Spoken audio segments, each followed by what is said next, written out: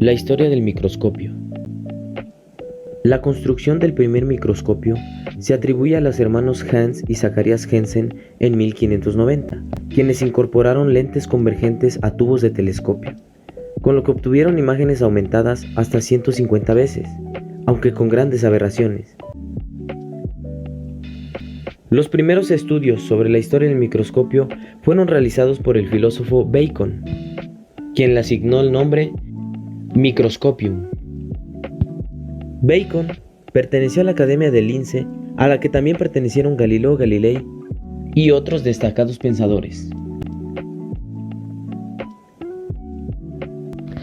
Según otras fuentes, el término microscopio fue acuñado por Anastasius Kircher, quien en su libro El gran arte de la luz y la oscuridad realiza la primera clasificación de microscopios conocidos en el siglo XVII. Sin embargo, los primeros microscopios utilizados para observar el mundo microscópico de manera sistemática fueron fabricados por Anton van Leeuwenhoek. La necesidad de mejorar sus descripciones lo llevó a perfeccionar sus microscopios y a optimizar las lentes que fabricaba, cual logró magnificar sus objetos de estudio hasta 266 veces. Su precario instrumento cambió la historia de las incipientes ciencias naturales y morfológicas.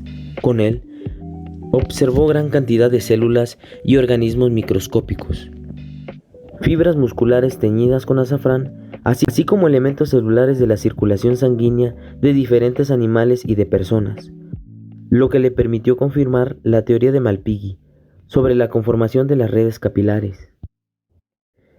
Dedicó gran parte de su tiempo a estudiar espermatozoides de distintas especies, así como la reproducción de aves y anfibios. Estudió también la morfología y anatomía de insectos, de algas microscópicas, anatomía e histología vegetal. Los protozoarios no escaparon a su curiosidad y sagacidad, los llamó pequeños animalcula.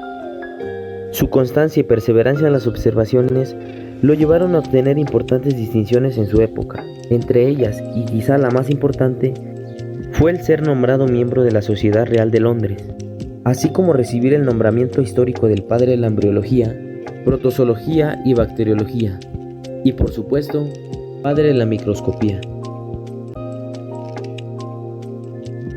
Los descubrimientos realizados con ayuda del microscopio comenzaron en 1665, cuando Robert Hooke acuñó el concepto de célula. En 1833, Brown escribió sus observaciones sobre el núcleo celular. En 1838, Matthias Schleiden y Theodor Schwann propusieron la teoría celular. Kolliker, en 1857, observó por primera vez mitocondrias.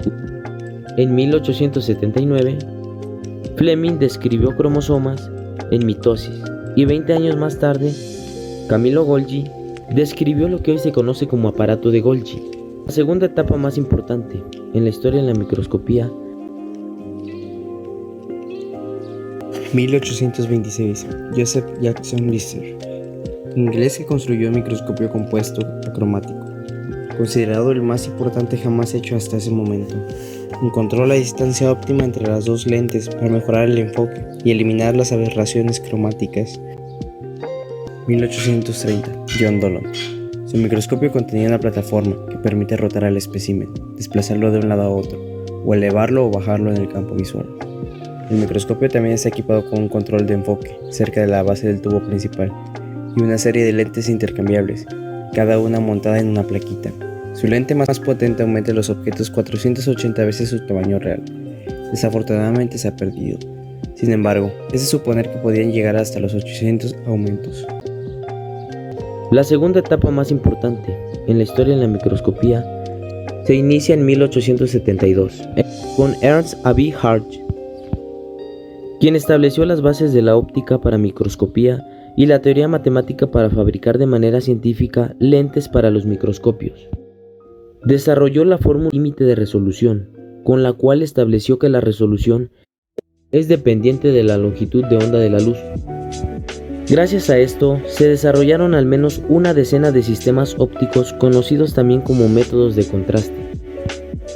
Desde entonces, la microscopía se convirtió en una herramienta fundamental para el estudio de células y de tejidos.